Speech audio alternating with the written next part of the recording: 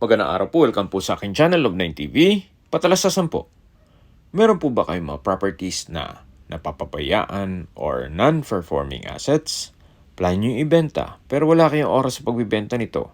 Kung ito'y pagkakatiwala nyo po sa amin, tawag lang po kayo sa aking numero, usap po tayo, gawan ko po ng video for free. Yes, libre po, wala po kayong babayaran. Tutulungan pa namin kayong mabenta ang inyong property. Kami na po bala sa marketing, sa boosting or paid ads. Even sa tripping, hindi na po kayo mapapagod sa pag-entertain ng mga buyers. Kami na po bala sa lahat. Tawag lang po kayo. Nandito po tayo ngayon sa Cuenca, Batangas kung saan meron po tayong bagong video presentation. Isang residential farm property na may lot area na 3,200 square meters. Ito po'y titulado. Buhay po ang may-ari, wala po kayong magiging problema sa documentation o sa transfer ng title. Meron po itong mountain view at ang kagandahan pa po dito, ito po'y walking distance mula sa National Highway. Kaya ito'y accessible ng public transportation. Meron pong regular trips ng bus mula Manila, papuntang Lemery na kung saan dumadaan po yan dito sa Cuenca, vice versa.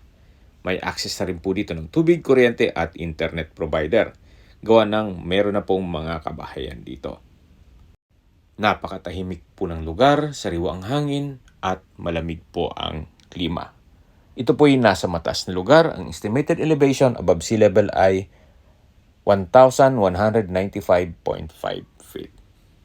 Dito po sa loob ng property ay meron pong mga fruit-bearing trees gaya ng nyog, saging, langka, lansones, at marami pa pong iba. Ito pong frontage ng property ay nasa 30 meters. Napakaganda po. Patag na patag, kaya usable po lahat. Wala pong masasayang. Meron pong konkretong farmhouse na maayos pa naman ang structure pero kailangan pong ipa-repair. Ganun din po dito sa kubo na natatanaw nyo. Kung ang hanap nyo ay isang farm lot na malapit sa highway, ito na po yung hinahanap nyo. Ang kagandahan po sa ganitong mga sukat ng lupa na 3,200 square meters ay less maintenance. At the end of the day, na mahina na ang tuhod natin, hindi naman natin may ikot na yung ekta-ektaryang lupain.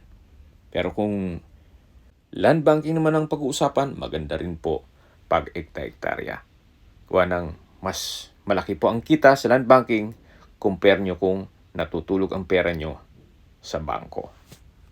Yan naman po yung opinion ko naman. Depende pa rin yan sa inyo kung anong maging assessment nyo dito sa property. Ito po yung likod ng bahay na hanggang sa dulo po ay patag na patag pa rin. Habang pinagmamasdan nyo po itong buong property, pag-usapan na natin ang distance, location at travel time. Gaya po ng nasabi ko sa inyo kanina, mula po sa National Highway o National Road, ito po'y walking distance lang o ilang steps lang. At mula naman po sa bayan ng Cuenca, ang distance is 3.8 kilometers at ang travel time is 8 minutes. Sa bayan po ng Cuenca ay kompleto na rin gaya ng public market, groceries, convenience store, drugstore, remittance center, banks, schools, church at hospital. Yan po yung lagi kong binabanggit sa inyo na dapat nyo i-consider sa paghanap ng property, yung meron pong malapit na hospital. Hindi ko naman po sinasabing sakitin kayo. Yan naman po ay for emergency purpose lang naman. At mula naman po sa Lipa City, ang distance is 11.7 kilometers at ang travel time is 35 minutes.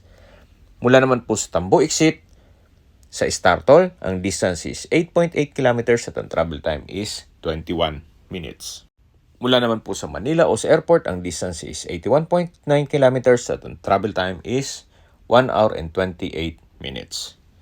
Mula po sa Manila, ang daan nyo po papunta dito sa property ay South Luzon Expressway all the way to Startol. Then, ang exit nyo po ay Tambo. Paglabas nyo po ng toll gate, tatanaw nyo yung Jollibee, then kakaliwa po kayo. Diretso na po yun hanggang Cuenca. Okay, sa presyo na po tayo. Binebenta po ito ni owner sa halagang 4,000 pesos per square meter. Kung may mga katanungan po kayo, tawag lang po kayo sa aking numero.